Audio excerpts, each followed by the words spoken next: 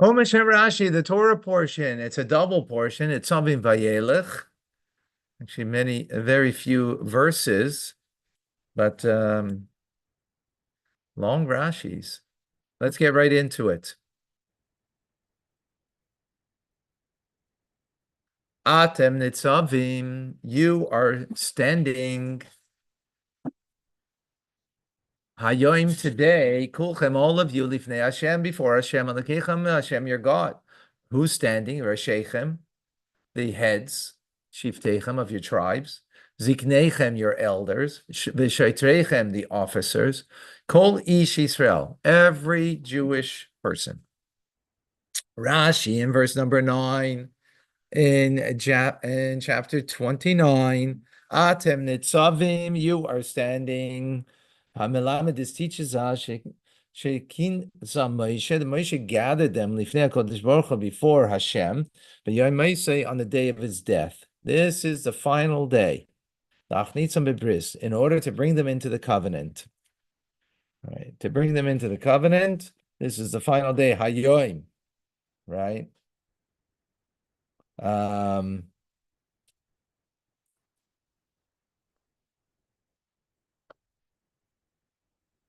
Okay. Reshechem Shiftechem, the heads of your tribes. Reshim L'Shiftechem means the heads by your tribes, to your tribes. Zikneichem V'Shoitreichem, your elders and your officers. Achoshev Choshev Kaidim. The more prominent comes first. V'Acher Kach, and afterwards, Kol Ish Yisrael, all of the Jewish people. Is it talking about first in order that they're listed here, or is it talking about first in where they appeared at? No, in order the way they're listed here, that's in the way they stood. Okay. That's how they stood. To man or to everybody? Because later on, it's everybody. Called Ish Israel. Ish means man. Ish means man. Okay? Ish means man. So let's continue. Okay? No, that's what that means. Now we're going to continue. Okay? Tapchem, your children. Neshechem, your wives. The gercha, and the convert, asher bekerev mechanecha, that is in the midst of your encampment, michoite veitzecha, to the wood choppers, ma'ad shoyev mimeka, until the water carriers, water drawers. Rashi, in number 10, michoite veitzecha, from the wood choppers, melamed, this teaches a shabo kananim lizgayer, the Canaanites came to convert. B'mei Moshe, even in the days of Moshe. As in the same way that the Givonim, they came in the days of Joshua to convert. And this is what it's meant when it states about the Givonim, they too acted cunningly. Moshe assigned them as wood choppers, and wood drawers. And water drawers, rather, right? In other words,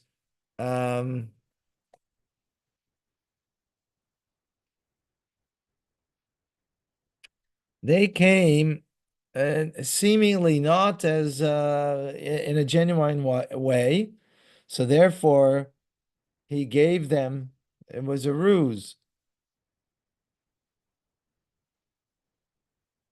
So they had to do menial labor. Interesting idea, in order to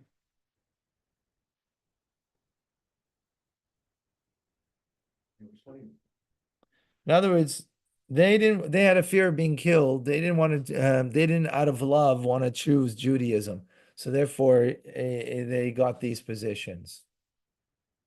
Okay. This will be different from the Arab Rab. These are not necessarily. Yeah, because the Arab Rab came out of Egypt, right? And Moshe did accept them.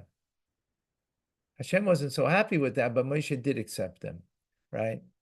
But here the Canaanites in other words, there was a fear, they had a fear that they're going to be annihilated. So that's what brought them to convert. So in other words, it wasn't because they wanted Judaism. So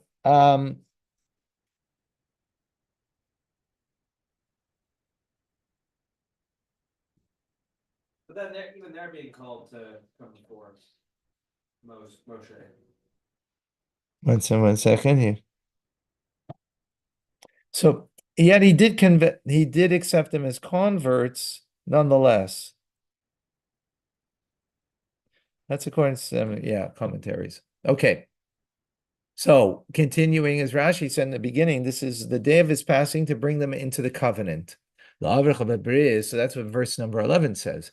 I'm sorry, today's learning is for the Yortzeit, the 11th Yortzeit of Yosef Nisim ben David, our dear beloved Reb Chaim, his father's Yortzeit, and his neshama have an aliyah. So la'avracha bebris, that you can pass over into the covenant. Hashem alakecha, Hashem your God, ba'alasei, with His oath. Asher Hashem alakecha, that Hashem your God, keres imcha hayom, that Hashem is making with you today. God is making this covenant today. Let's go. Okay, let's see Rashi la'avracha.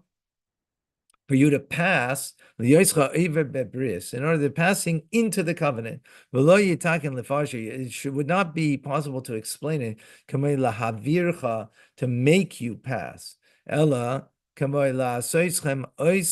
rather to perform them, like the form la soischem. In other words, it's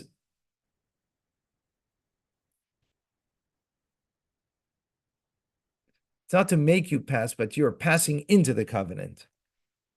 To pass through the covenant, in a manner of passing. This is how they would forge a covenant.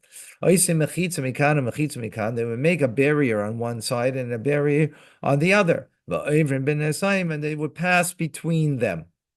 Right? As it says, the calf that was cut into two. That was that's in Yirmiyahu, the Yavu ben Psarav, and they would pass between the pieces. It's interesting. I don't know why he brings from there, because we had that by Avraham when he made a bris ben Psarim, right? So he cut. There was fowl on two sides, and he walked through in the middle. So this is the idea over here. That there's on two sides a barrier, and you walk in between, and that's the formalization of the covenant. So the covenant wasn't at Mount Sinai. It was when this. So there was a covenant in Mount Sinai. Now there's going a covenant to go into the land of Israel in order that you should fulfill everything that you need to do. It's sort of like Renewing your vows. In a sense, it's like that. We have to see the Rebbe Sicha on this to see what is I forget now the nuance. There's a nuance over here, and I don't remember the details. But this physical aspect of going through the covenant, of going through between these two barriers, that was happening in this instance. Yeah.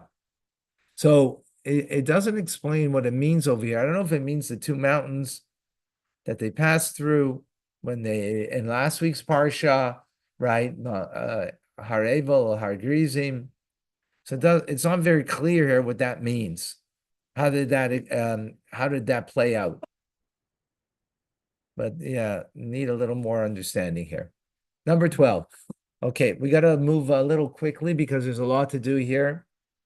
In order to establish you, Hayom today, for you to be a people. Should be for you a God, as He has spoken to, as He has sworn to your fathers, Abraham, Yitzchak, and Yaakov. So you see, there is a reference already towards what happened already previously, right? But now this is to establish it. Let's see Rashi. Maybe we'll get the nuance over here. Okay.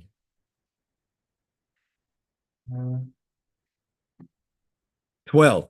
In order to establish you today as a people for Him,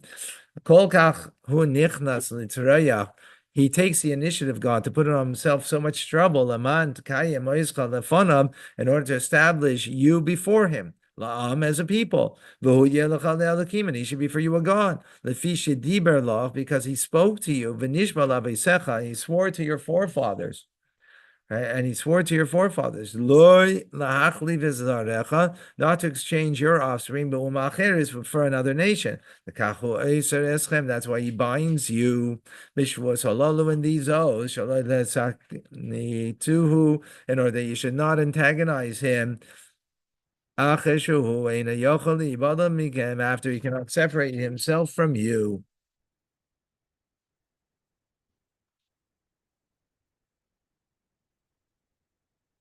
Adkan, up to here, Parsha. I've explained till now the simple meaning of the passage. From Midrash Agada, now he says there's a midrash over here. And why is he explaining the midrash? Good question. Why is the passage here of Atim and Tzavim, this parsha, is juxtaposed to last week, the curses? Because the Jewish people heard. 100 curses minus 2, 98. Aside from the 49 that was in Parshas Chukaisai at the end of the book of Leviticus. And their faces turned colors. And they said, who could bear all of this? Moshe started to console them. You're standing today. You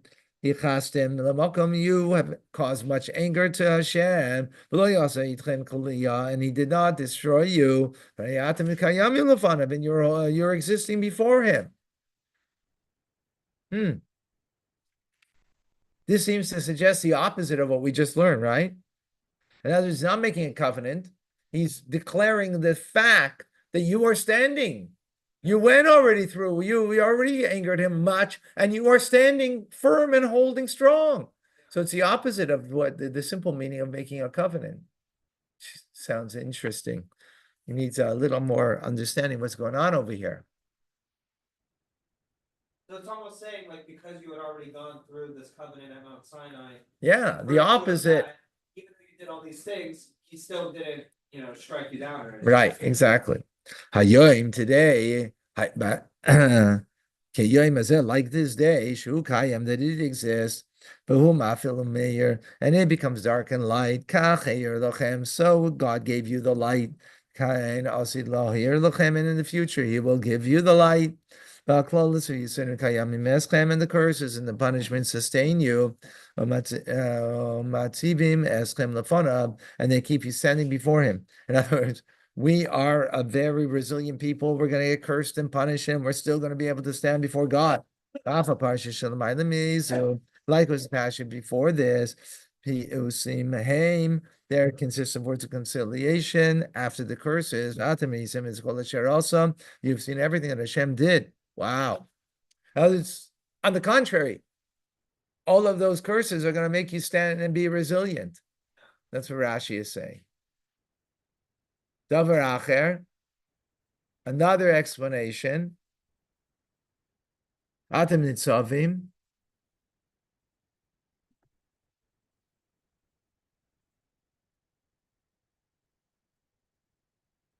What does it mean? What does it mean? Mifarnis leparnis.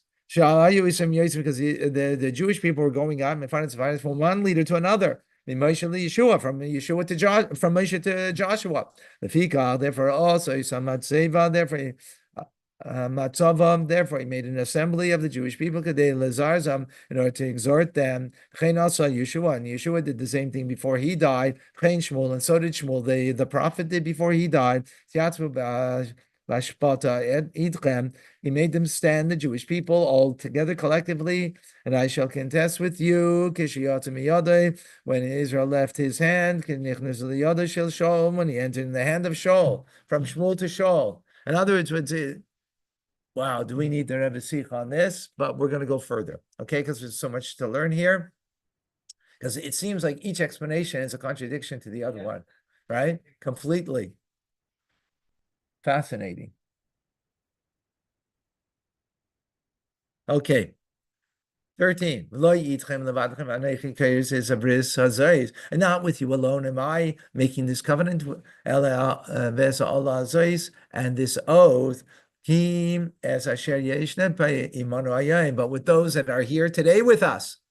Lifnei Hashem Elokeinu, before Hashem our God, as asher imanu ayayim, and those who are not here. In other words, the covenant is being made even with if you're not there. Rashi, as I share in Afim, there is Sidim Liyos. In other words, I'm making the bris, and maybe this is the difference for all future generations.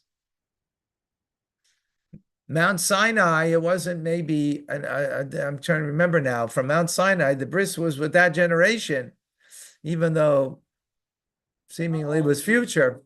All souls were there, Yeah. right?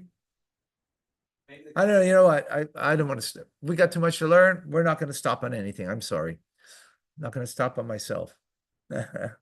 Okay. 15. Because you know, as Asher Yashavna Ba'aretz, how you dwelled in the land of Egypt, in the land of Egypt, as Asher Avarnu B'kerev Hagoyim, and how we passed through among the nations, Asher Avartim, that you passed through. Rashi, Atem Yedaitim, you know. That's your. What do you know? Because you saw the nations that they're idol worshippers. And perhaps one of you had, were persuaded to go out and follow them. Perhaps you have there's a man or woman, therefore I must have you take an oath. Rashi, 16. The Tiris, which you could say is go to him, 8. The Evan Kesef Zava, Mohem, and you saw the abomination and how repugnant the idols of wood and stone, silver, and gold, which were with them. Rashi, Tiru, which you say him, you saw the abomination. Idols are called by this term, Al Shem, Shehem, Mausim, because they're disgusting, Kishkotzim, like revolting creatures. Yiluleihem, detestable idols. Idols are called in this term, Shemus, Musrachim, they stink. Mausim, and disgusting. Kigolo, like excrement. Right, that's how they are. 8 for Evan of wood and stone. 18 those that are made of wood and stone, these idols. You saw openly for the because a non-Jew who owned them was not afraid, because lest they be stolen. But those who are made of silver and gold that were with them, they were in their inner rooms in their homes, because they were afraid, because maybe they might be stolen.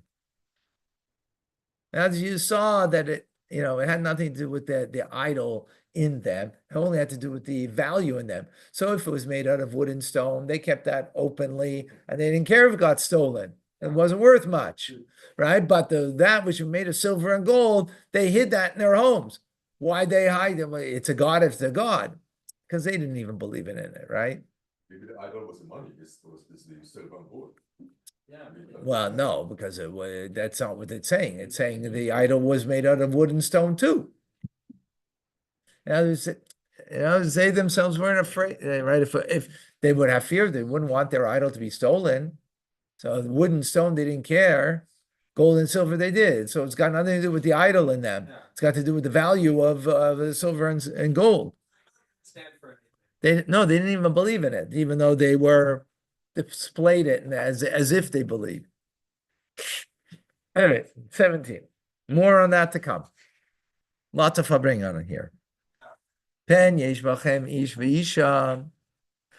Lest there be amongst you a man and a woman, or mishpach, or a family, or a shevet, or a tribe, that his heart strays hayom today, Hashem, from Hashem Elokeinu, our God, to go and serve the gods of the nations, of theirs. Pen yesh v'chem sheirish peira reish velana. Amongst you there be the root that produces hemlock and wormwood. Let's see Rashi. 17. Pen yesh v'chem, lest there be amongst you Shem yesh v'chem ish. Perhaps there's a man amongst you asher levavot pen elahayim, that his heart turns away today, and the kabbalah lava bris, to accept the covenant upon himself. Sheirish peira reish velana, that root growing of gall and the hemlock and wormwood. Okay, what is that? Sheirish migadel, a root that grows, esav mar, a bitter herb, kidilim shehem marim, such as gidim, which are bitter. I don't know what that is. Whatever it is. What is something we use in the tea? It is a bitter. It's very good. But it's That's the second thing. The first thing was, was gidim, right? Kalaimar, that's to say, mafre mar beresha, it grows and increases wickedness bekir bechem, amongst you. So there's a root, and then there is the wormwood. Okay. I don't know what it means exactly.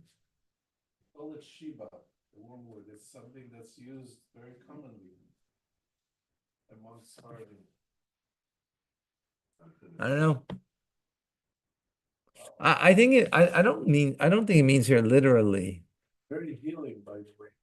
Yeah. I think it's just using it as a metaphor. It's a metaphor. It's a metaphor. I think it means like this. It means like this. It's a metaphor. David, just take a seat. Okay. We're in 17. Thank you very much. So so it means as a metaphor. In other words, the idolatry, its root is bitter. That's what it means. It doesn't mean you can't have this. I mean, it means its root is bitter. That's what it's saying. Those who are going after it, that's what the statement is. It doesn't mean that it doesn't mean you can't have that. The idolatry don't have it. Like it's going to become that. It's going to be bitter because that's what its root is. 18.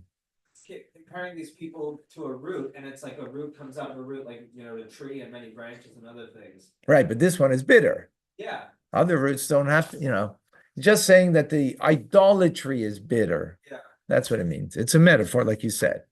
18. And it'll be when you hear the words of this oath. And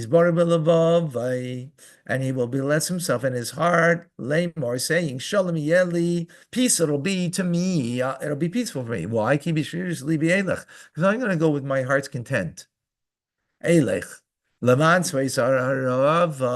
order to add punishment for the unintentional sins, and for the intentional sins. That's how he translates it here.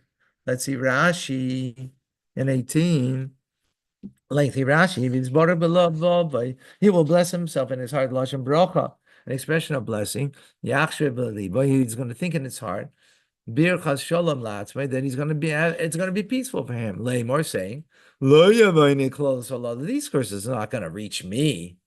Rather Shalom Yeli, but it's going to be peace for me. I'm going to follow idolatry, and it'll be peaceful for me. I'm going to be okay. I'm not worried. He's Baruch. He will bless himself in Old French. Benedirasi. Swa. Thank you. Okay. Kamai, like she is galach. That he shaved himself, he's palel. It's just the form of the word. I will go in my heart's that sees fit. My heart's desire. Maris libi. I will go in the vision of my heart. As we have. Bishrirus is like the word esherenu, that I view it, but it's not near. Kalaymar tugazun. Is what my heart sees fit to do. That's what I'm going to do, right? I'll just do what my heart's desire is, right? Therefore, abiding Therefore, adding.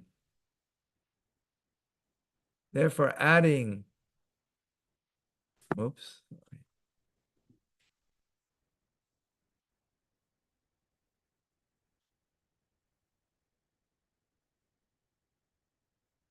Therefore, he's adding to the. Here it adds to the punishment, which is not the real translation. Let's see Rashi. Lefi she'oisif loy paranis, because he's going to add punishment for him. Al masha asa adhena, on that which he had done until now, yishoyga unintentionally. As it started off unintentionally. Vayisi mavir aleim, and I would have overlooked them. But now you caused that I will combine the unintentional with the intentional. They are part of mimenum alcohol, and everything will be paid. In other words, there'll be a retribution for all of it now. Similarly, we find Tigam Unkelis, as Unkelis explains, Bidil de Safale Chatoy Shlucha al Zdonaisai. The adds on to the intentional, al to the intentional. Onkelos is the translation in Aramaic. Rava. Those who didn't have this this sort of wickedness within them, their unintentional sins wouldn't be counted as intentional sins. If it was only intentional, but it becomes intentional. Because they had thought at this time, oh, I'm gonna still do my idolatry. Yeah, that makes it intentional. Yeah. The fact that you're very mindful, right? It's one thing that you go mindlessly, Yeah. right? That means unintentional. But it's another thing that I'm going to do my heart's desire because it's going to be okay for me. I'm not worried with God's not going to strike me down, right? That's people kept kosher their whole lives. All of a sudden, and whatever they turn away from, and they eat something non-kosher. So the reason why they didn't do it is they thought God's going to strike them down. Then they ate it. Look at that. Nothing happened to me, right? Nothing. I didn't get struck down. I can do whatever I want. So harava b'shogeg, unintentional. Shu said that he acts ka'adam shikr, like a drunk person. Shalom midas, that he doesn't do it with intent, right? A drunk person doesn't do it intentionally. Atsumeya, the thirsty. Let's learn Chumash and Rashi. Shu midas. He's doing it with intent, with betava, and with desire. That's what it means thirsty. So harava means drunk, and tzmeya means thirsty. Drunk means unintentional. It's a metaphor to understand it as unintentional. And thirsty means that you are aware of your thirst, meaning it's intentional. That's what the verse, right? So the whole thing is metaphorically speaking. No, intentional. No. Let's learn what we're learning. It wasn't I just explained. Thirst means that you're aware of your thirst and you want to quench your thirst.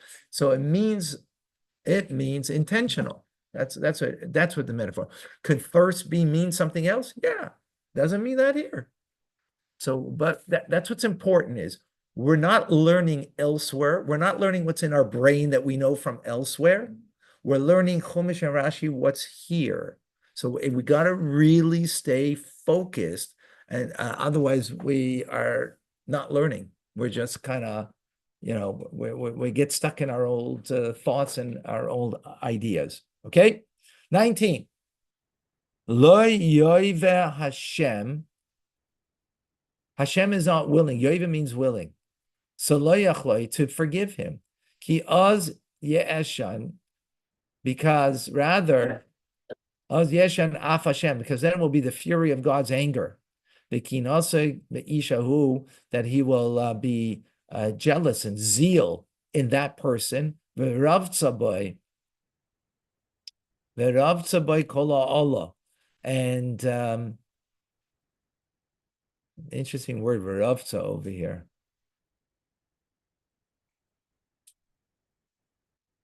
that the entire curse will be ravsa on this individual, ksufa b'sefer hazeh, as it's written in this book, like crouch, to crouch on. Rather crouching. Yeah, it's a interesting term.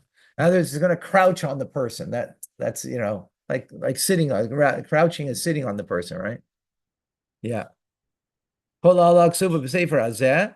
Now, all of these curses that are written in this book, Hashem is Shmoy, and Hashem will obliterate his name, mitachas hashamayim, under the heavens. Ooh, heavy.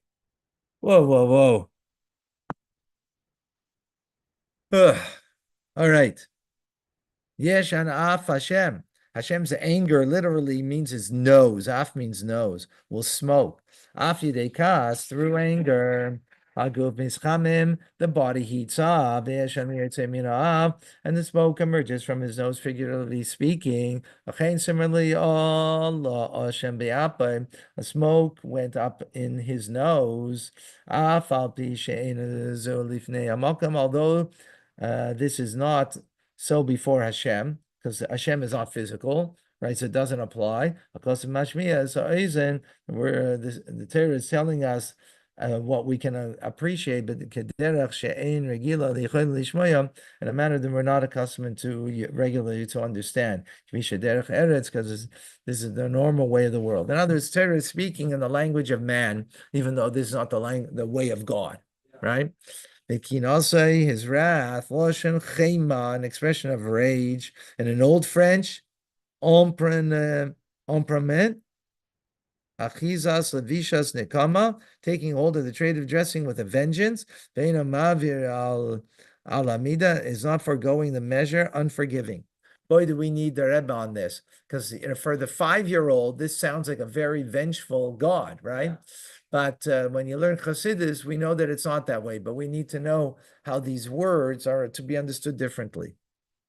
Okay? But not now.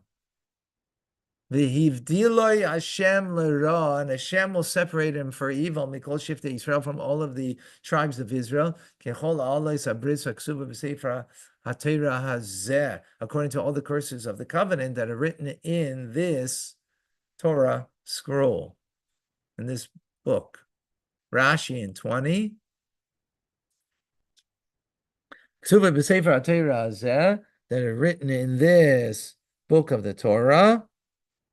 And above it says, Gam is called Gam kol choli become maka. Any illness or blow, the Sefer HaTorah hazeh, in the book of the Torah, in other words, that which was not even written, using the feminine form hazois. Here it's using the masculine form, lashon nekeva. Musaf al Torah, referring to the Torah in a feminine noun, hazeh lashon zocher. Here it's using the masculine form hazeh. Musaf al Sefer, referring to al yedei pasuk taimim, and the positive indication of the cantillations over here. This phrase is differentiated, having two distinct meanings. The parish is aklolos. In the parish of the curses, it says hazois, feminine form. The typical the cantillations under the word sefer. That the words Torah hazois are connected to each other by the trop. The kach amar hazois. That's why it says in the feminine form.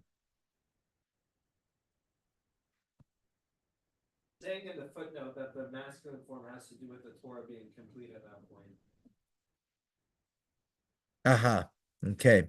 The kan, but here the typical is tachas nisuna tachas Torah is under the word Torah. Nimsa sefer Torah, dvukim zelzeh. The sefer Torah is connected to each other. The fikach lashon zocher neifel acharav. The masculine comes following it. Shal lashon neifel ala sefer, because the term is, and the adjective refers to the masculine word of sefer.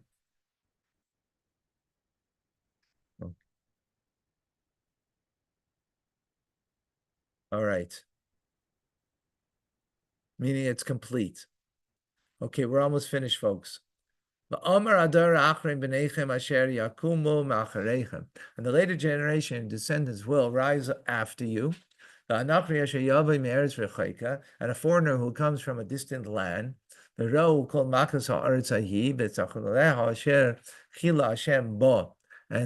they will see the plagues of that land and the disease that Hashem struck it. Gafris v'melech, Gafris sulfur, v'melech salt, Sreifa kol arza, burnt up the entire land, loy sizra, and it didn't cannot sow on the land to plant, and nothing will grow. But nothing will rise up from it. Kol esav ma'apechas stein va'meira. Anything that sprouts is overturned, like Sodom and Gomorrah.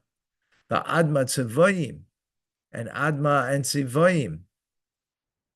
Asher hafach Hashem be'apay v'chamosei, as Hashem overturned in his fury and his rage against them, right? Previously in the Sodom and Gomorrah. Amru kol hagoyim, and all the nations will say, Al ma asa Hashem, why did God do this? Kacha la'aretz hazayis, to this land. Mechari aha'af agad lazeh. What was the reason for the great fury and rage? Amru, and they will say, the nations, Al asher azvaz bris Hashem, because they abandoned the covenant of God, the God of their fathers, asher karasimam, that he established with them when he took them out of Egypt. And they went and they served other gods. And they bowed down to gods that they do not know. And that he did not apportion to them. Wow. 25. Lo yadum and Rashi, that they did not know. Lo yadum b'hem. Even after worshiping them, the people did not become aware of their being in them. Of any divine power. They worshipped them, but there was no divine power in them. Even after they worshipped them, they were foreign to them. And he did not apportion to them. This is not the part of the portion of the Jewish people. Unkelis, in the Aramaic translation, he says that it means that they did not benefit. The Jewish people didn't benefit anything from their goodness. According to Unkelis, the meaning of he did not apportion is that particular God that they chose for themselves, didn't apportion them any portion, the shum chelik, or any share. In other words, they didn't get anything out of it. The yichar af Hashem ba'aretz, and Hashem's fury raged against the land, aleha, upon it. There's called aklol aksuva b'sefer, and the entire curse that is written in the book. V'yichem Hashem, and Hashem uprooted me'al admasam, from upon their land, ba'afa b'chema, with a fury and an anger, of a ketzef gadol, and with a great wrath, v'yashlichem eretz ha'acheres k'yem hazeh, and he cast them to another land as it is this day. Whoa, wow. That's not referring to the exile word, is it? Yeah, absolutely. Yichem Hashem, and Hashem removed them. Targuma, this should be understood according to Unkelis' translation. The Tiltole, he expelled them. Similarly, we find the term that he evicted them from their land. It's interesting that Israel was barren and forsaken for many, many years. Yeah. The land was totally barren. Yeah. Description of all kind of travelers that describe. Yeah, exactly. Yeah. Okay. Last verse. And the hidden things are to Hashem our God, but the revealed things are to us, and to our children, forever, to do and fulfill the words of this Torah. Okay, interesting conclusion. Rashi. in 28. Hanistar Hashem Elokeinu, the hidden things are to Hashem our God. V'im Taimer, and if you will say, Ma biyadin latsu, what can we do? Atemanish is a rabbim, you punish the many, Vali yochid, but for the sinful thoughts of the individual, Shenemar ben yesh v'chem ish, if perhaps there's a man amongst you, meaning an individual, and afterwards it says, that they will see the plagues of that land, which implies the entire land will suffer. Why should the many suffer for the thoughts of one individual? Is it not true that a person does not know the hidden thoughts of his fellow? So Hashem is responding, right? That's what a person is going to think based on what we learned over here. Because, right, the whole thing started off, one person is going to think this, right? One person is going to think this and then follow through on it, what they thought, right? But, well, so how come, and everybody's getting punished. Yeah. So how could that be? So this is the response. I do not punish you for the hidden things. Shame Lashem Elokeinu, for there to Hashem our God. I will not take my due from that individual. But the revealed things are for us and for our children. To destroy the evil that's in our midst. And if you did not carry out a judgment against this person who committed a revealed sin, then I will punish the multitude, the community. There's dots over the words You'll see in the Torah that there's dots on it. On top of it, for us and for our children. Lidrash, this is to expound that even the revealed sins, he did not punish the many until they crossed the Jordan. When they accepted the oath. Bahar Grizim, Bahar Eval. Oh, here it says where they are, exactly what I said, right? But Mal Grizim, Bahar Eval, and also Arabim Zelazelu became guarantors for one another. So that's what was added now. Now we just got the answer. That's why you can't see someone else. That's remember we said what is this covenant? Before we were not had the same responsibility for each other. Now we were responsible for each other. And therefore, if it's hidden in the mind of someone that they have thoughts of idolatry, you're not responsible for. When they act out the idolatry, you're responsible for that. No, because we're responsible for each other. Because we're responsible for each other.